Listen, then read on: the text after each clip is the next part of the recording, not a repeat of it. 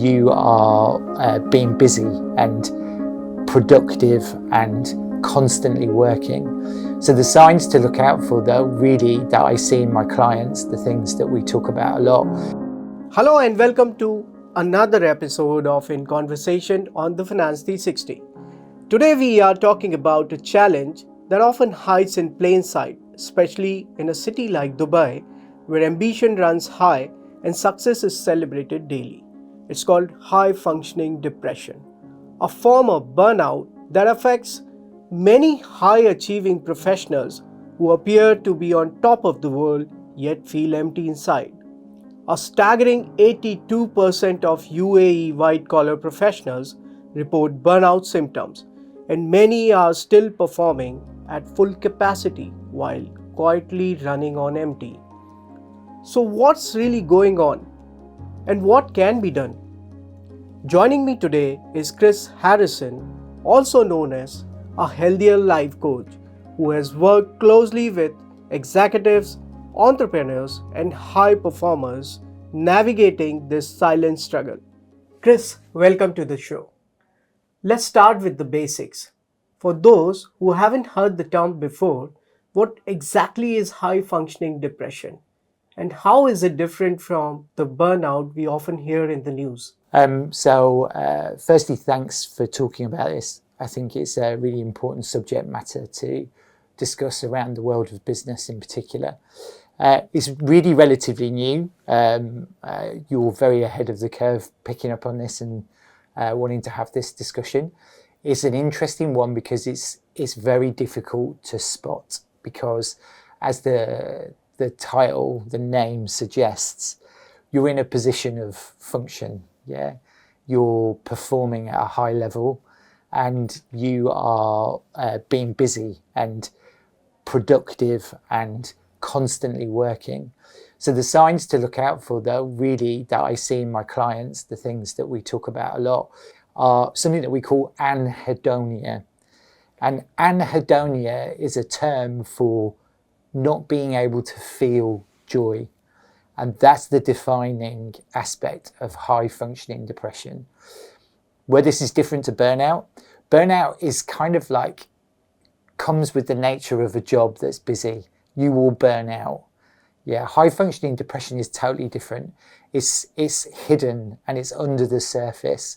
And the anhedonia is the suppression of feelings and, more importantly, joy. So if you don't feel joy, if you don't take time and you can't feel the joy in life, then that is the early indicator sign that you are suffering from high functioning depression. Study which suggests that around 82% of UAE white-collar professionals are suffering from such type of burnout or say high-functioning depression. So what do you have to say in this? Like, is it really happening, or people are just avoiding it, or they don't know it? So what exactly is it? I think that's a really interesting point. But both of those things you say are totally what it's about: avoidance and a lack of knowledge. When you are depressed and you suffer from depression, you can almost self-diagnose. You don't want to get out of bed, you feel low, you can't move, that you have a disinterest in anything. It's a sickness and you feel it. High functioning depression, you will perform the other way. You will be very busy. You will be very active. You could go to a gym session and be working out. You can be in work. You can be making money. You can be hitting targets. But if you go home at the end of the day and you have nothing and you feel numb, then that's the diagnosis of what high functioning depression is. In the UAE, back to your question, and this is one of those cities. It's a hub. I think most major industrial, like, business cities in the world have high percentages of individuals who are suffering from high functioning depression, because we are working hard. We are in difficult times. Everything's harder to come by. There's a drive to make money and hit targets and perform. So what people tend to do is just bury themselves in the job and in work and in achieving and trying to make it. And cities like Dubai are all about trying to make it. So, Chris, are there any signs which someone can notice that they are suffering from high functioning depression, or they are suffering from some sort of burnout? So I think we've got two different things there. Burnout is a running to the end of energy. Correct. And an ability to do any more in your job. Yeah. So that's when you like take a break, you take time out, you have a weekend, you go off, and the individual will recognize the symptoms of burnout and want to do something about it. So let's get back to high functioning depression. The individual will not know that they are suffering from this. They will be running on what I call dirty gas still. Yeah, they are working flat out. They don't know that they have this. So the signs to look out for are back to the fact of, do you experience joy? Like, do you sit and enjoy food and actually take on board what you're eating as a meal? Yeah, or is it just an ends to a mean? Yeah, do you come home at the end of a night and lock yourself away and scroll through social media or go on the internet and not interact with creative things like movies, and you don't feel the joy in these things, and you are disinterested in making real connections? So is it like having that FOMO feeling of always missing out on something? Because what I can say from my personal experience, I always feel like there's something which is missing out. We can talk about so many things, and right now a lot of self-help talk which is there on internet. So how does one recognize that one needs help? And if we talk about listening to a motivation talk, or if we talk about reading a self-help book, Yeah. you feel a sudden rush of that energy in your body or in your mind, and after a certain period of time it all vanishes away. So how do we do this? Like, you've talked about the symptoms. Let's say if someone recognizes that yes, they have this depression, high functioning depression, once it is recognized, how we can cope it up with this? Do we require a professional help, or it can be done on self mode? Yeah. So what do you have to say on this? I think people who suffer from high functioning depression will avoid picking up a book and independently making those steps and doing any of that stuff. Correct. That's actually kind of a key symptom. Correct. That all of that stuff will be pushed away. Yeah, because they don't need it. They're doing fine. Yeah. They don't understand. They don't understand. They don't make that connection. Correct.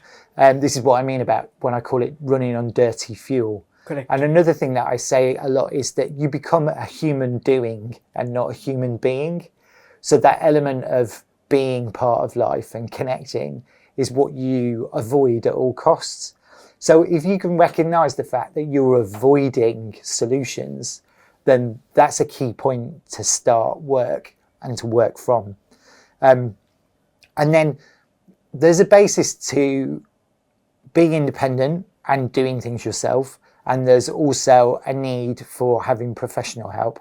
And I think the two need to go alongside each other, because when you walk away from a professional, you need to carry on with progress and movement, and you need to keep moving yourself forward. And a lot of that comes with having a will and a want to be able to make change.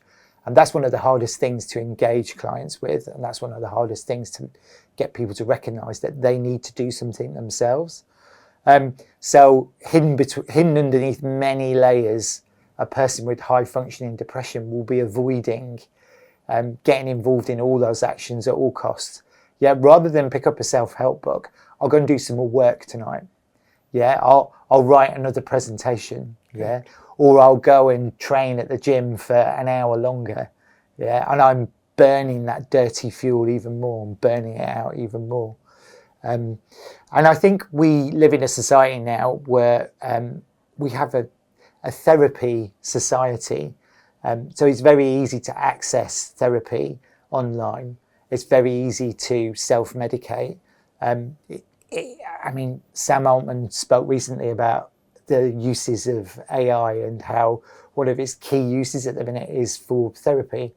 You know, asking AI to work as your therapist and give advice. And people who are suffering from high functioning depression will fall into that category of using tools like that, because it's another way of developing and hiding in the computer or in the screens. So it's about trying to not avoid connection and the real world and the joy that comes from that. Well, this brings me to a point. It's about life of Michael Jackson. So everyone knows how great he was. Like, he was one of the greatest artists. So I was watching one documentary on his life, and in that documentary there was one part which showed that he was shopaholic. Shopaholic in a sense, he used to collect so many artifacts and so many things which were not required by him. So is this also one form of hiding this sort of depression, or trying to suppress this sort of depression? Because obviously we're talking about high performing individuals. So monetarily they are doing good. So they have means to money. So do they buy a lot of stuff just to hide that expression, which actually they don't require in life? Is it also one of the symptoms? Yeah, absolutely. It's a need to try and find fulfillment in some way, and in a way that's, you know, the easiest fix possible. It's funny, I actually wonder if, like, Michael Jackson, living in a day and age now, maybe might not be so interested in going and taking over the malls and going in and shopping, because he might be absorbed in what he has in his hand more. Correct. Yeah, and I think what we tend to do now is that, I mean, look, Bitcoin, you know, online brokering, all of these things that people who are in really successful the levels of life, you know, they have the opportunity to come back and carry on making more money and doing more and hitting the dopamine rush again and again and again. And I think what you're describing there is a form of dopamine, you know, a form of finding a fix. And it's very easy to find that fix in spending money and Correct. going out there and buying things. But again, those things, they fulfill a need, but do they bring you joy? And, you know, joy comes from interaction and connection. So again, we're talking about people avoiding a connection. Yes. So this brings me to the point, like, you've worked with so many professionals, you've worked with executives, you've worked with entrepreneurs. Can you give me an example without naming names? How exactly does this look like on a day-to-day basis of an individual who's performing really high? Yeah. Yeah, it can be a really moving process when you start to dig into helping somebody in a situation like this. It's very delicate, and you start to peel back the layers. And once you earn the trust of the client and who you're working with, things can move quite quickly. But it's like you peel back those first couple of layers where you make them realize and understand. Because remember what I said, it's, you can't see it in yourself. Yeah, you don't recognize you're depressed, because depression is about not doing anything. Depression is about like giving up. Yeah. Whereas this is, you're doing the opposite. I'm super busy. I've got this I'm doing and that I'm doing. But when you strip back the layers and you really dig in with a client, you really dig in with somebody, you really start to bring out the emotion and the trauma that they feel. You know, I had one client who, after many sessions of coercion and, you know, discussion and bringing this person along to a point, when they started to open up, you know, a single tear running down the face as a man tells me that he feels like he's watching his children die. He's watching himself die in front of his children slowly. He's wasting his life. Yeah, the numbness that you feel. So you avoid interacting. You avoid family time. You avoid doing the things that we do as parents or as sons or as husbands. And we mask that with work and with opportunity and with trying to make money. So does this happen knowingly or unknowingly? Very much unknowingly. And it's like a ball that builds slowly, and this is what makes it even harder to self-diagnose and harder for you to treat yourself, because you're seeing like business build and you're seeing success build, but you're not feeling it in yourself. So what is that kick, or say what is that push which one needs to recognize that they are suffering from this depression and they need to do something about it? Because this is something which is going to affect their mental health, which is going to affect their relationship. Also, it's going to affect their career, I believe.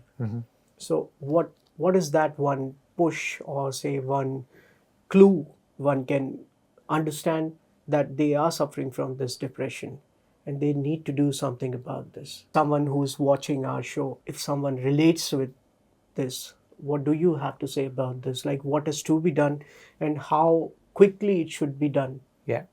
So my question I ask clients when they sit with me, when we try and define what we need to do and put a plan together, and the question I would ask anybody who feels like they may well be in this situation and are trying to define whether they are or not, is like, do you feel joy? When was the last time you felt a feeling inside of you that was the definition of joy? Yeah. And would you like to tell me, like, what exactly is it? When was the last time you sat and enjoyed food? Yeah. When was the last time you sat in an open space and let the environment wash over you? Yeah. Listen to the noises around you. Paused for a moment. I think not many of the people would have an yes for this question. Like yes as an answer for this question. Because almost everyone nowadays is avoiding these things just to fulfill their targets, or maybe to achieve something in their life, because everyone is hustling in some sort or the other. That's what I have seen.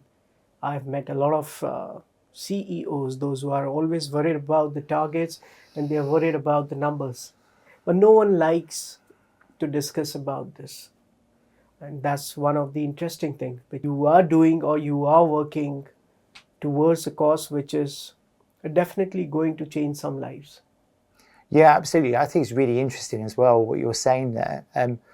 Listen, I've traveled around the world. I've been to many places, and you can go to the poorest places in the world that don't have water and don't have electricity. But they are happy. And you see people who are smiling. Yeah. You see people who are dancing with their children. Yeah. Who are making connections. Yeah. War zones where people are looking out for each other and bonding and making connections. And when you start avoiding connections and you're masking that and hiding it with productivity or a need to work, then that's what the difference is. So when we talk about connections, the first thing which a person is looking for is trust, which is obviously missing in today's society.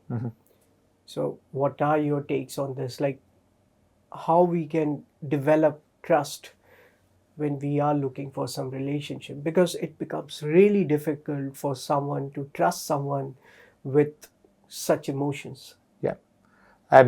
Okay, so then we get into the areas of trauma, and big trauma, little trauma, and how that affects us. And now we're really digging into the work that I do with all clients, whether it's depression, whether it's rich people, whether it's people with issues around addiction or whatever. It's about understanding who you are. Okay. So when you talk about seeking trust, you're looking for external validation in that. So you're looking for other people, or you're looking to trust in other people. And what's important, and where the key is and the secret is to living successful and happy life, is to really get to grips and understand who you are and what you're about and yourself. So these are the emotions which we are talking about. So does your training also has some sort of physical activity which helps your client to overcome this depression? So I would like to know about it. Everything I do with everybody involves movement, it involves action, it involves creating points of action, and then being physical. Yeah, I draw a diagram quite often for my clients. It's like a pyramid, and the pyramid basically starts with the bottom section is your relationship with your body, the mid section becomes your relationship with other people, and the peak at the top is your relationship with yourself. And what you find as you start to work through a process of bettering yourself and becoming more focused and more movement driven is you start with the body, and you start with movement and getting you up, getting you outside, getting you into sunlight, getting you moving, getting you out of an interior space. And all of a sudden you will see within a matter of days and very short periods of weeks, a client's whole homeostasis will change. They will become much more positive. And then from that becomes better relationships with other people, the external relationships that they have with other people. Well, that's interesting. So, Chris, can you walk me through the process, how you work with your client once they have recognized that they are suffering from this challenge and they want to overcome this? So, how do you work with them? What is the process? How does it work with it? What we need to do is we need to create points of change. We need to get somebody who's stuck and make them unstuck. Pull them out of the situation they're in. And it's really key and important that you do these points of change as small incremental movements so that they are achievable and we can make progress. I'm big into making progress on a weekly basis with all my clients. So we'll sit and review where we're at. We'll sit and find out what you've got from your week, what's different, what's changed, what have we started to do to make those points of change. We'll map them out together. We'll talk about what your week looks like. We'll talk about the things you do in an evening, the things you do to start your day, and we look at what we can do to improve them. They all come down to the same things. Everything I do is about the start of your day. The way you frame how you start your day is so key. It's you wake up in the morning, you don't touch your phone. You don't get into scrolling. Which is very hard nowadays. You don't get into scrolling, you don't get into news. You leave that alone for an hour. And living in a country like we live, in a city like we live here in Dubai, where we have sunshine all the time, the first thing I ask people to do is to get outside in that first hour, get sunlight in your eyes and move. Because when you move forward and you let the sunshine come in your eyes, you are totally interacting with your cortisol levels for the day, and you're creating a positive chain reaction that sets you up for the day ahead. So what role does food play into this? Food is a massive part of it. Again, we look at diet, we look at what you're eating and how you're eating, and it's a case of like looking at the things that are kind of like toxins to your body. Right. Alcohol is another thing, and what's your alcohol intake like, and what can we do to reduce that and change that? What's your food intake like? What's your processed food intake like? These are all things that make you slow, and affect your balance and your frame of mind. Sleep is a huge part. You will find that people that suffer from high functioning depression will not sleep. So another aspect of it is that if you're not going to bed and you're waking, like in the morning, you're awake and you're ready and you're going, and you don't feel positivity for the day, then that's a key element of it. So what's as well. the ideal time for sleep? Like what's the quantity or the quality sleep? Like what time is best to go to bed according to you? Yeah, there's studies are changing all the time on this at the minute. Sleep is undoubtedly come about in the last like 5 to 10 years as becoming one of the most important key integrating facts for making you healthy. What that actually equates to can be really individual. Yeah. Yes, because some people suggest 6 hours of sleep is enough, Yeah, whereas some people suggest 8 hours of sleep is not enough. absolutely. So Yeah. there's a lot of confusion, but I personally think it depends on individual to individual. Very much so. For instance, I don't sleep. I track my sleep. I rarely sleep more than 6.5 hours. And I live a very fit, healthy, probably the best I've ever felt at this point in life. But I put a lot of that down to my intake of diet, my food, how I handle that, the amount of exercise I do, which is incredibly high. You know, I do a lot of movement, and the sunlight and the exposure to sunlight that I have on a daily basis. There's a really famous music producer called Rubin, who is a very spiritual individual, and he's now become very key to people like me in the health world. He's somebody you read his books and listen to what he talks about, and he's lived this incredible life for decades, working with all the best bands in the world, been a vegan, done everything the right way, meditates, but was in such a bad way and in a bad place in the last 10 years of his life and couldn't understand why that was, and employed various people to help, and eventually came across this guru who talked to him about his sleep patterns. He works through the night and he sleeps through the day. And they looked and kind of did some work around his sleep patterns. And that was not going to change. Yeah, he's done that for decades. That's the way it works. He's more creative through the night. But what they worked out was what he was doing was going to sleep in the daytime. And when he was waking up, he wasn't going outside. He was having no interaction with the sunlight. He lives in a beautiful place in Malibu. And this guy said, the first thing you must do when you wake up, whether it's 1, 2, 3 o'clock in the afternoon, is open the doors and walk outside onto the grass. And he did that. And he said it was the most important single change he'd ever made in his life. And it was the effects off the back of that were just like so important to how he leads his life. After talking to you, I feel sunlight plays a very important role in our life. That's what you mean to say. Huge. I think the key things are sleep and sunlight. Yeah, I think sunlight. We're so happy to have sunlight here in Dubai. Yeah, almost around the year. Yeah, it's and it affects everybody in a positive way. You know, it's the same if you look at statistics of the countries in the northern hemisphere, like they have higher depression rates. You know, think of the places that have 2 hours of sunlight a day. Sometimes, like their suicide rates and depression rates are huge.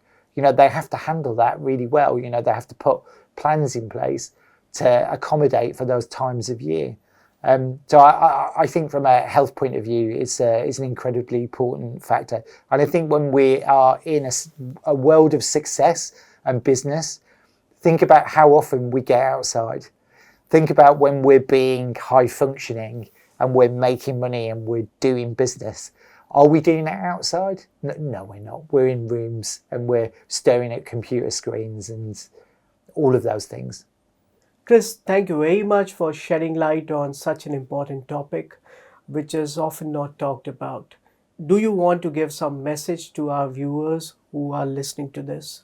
Yeah, I guess the thing that I would say really is that I work with a real expanse of people who suffer and really want to try and get the best out of their life. And the thing it teaches you is that life is really short. And we're a miracle that we're here, and it always gets me to see people in a point of being stuck and not being able to move forward, because I think life is precious, and I think if we can really start to understand what we are about and have confidence in ourselves as individuals and allocate space and time to us and how we feel. And in the case of this, like, sit and think, do I enjoy life? Is there joy in my life? Do I take time to sit down and savor food that I eat, or listen to my children laugh? And if I'm not doing that, then I am not experiencing the full joy of life. And I should be looking at what that means and trying to work out what I can do to try and improve that. Thank you very much, Krish, for finding time and shedding light on such an important topic. Thank you. Thanks, Anand. It's really good that you've done it. Thank you very much.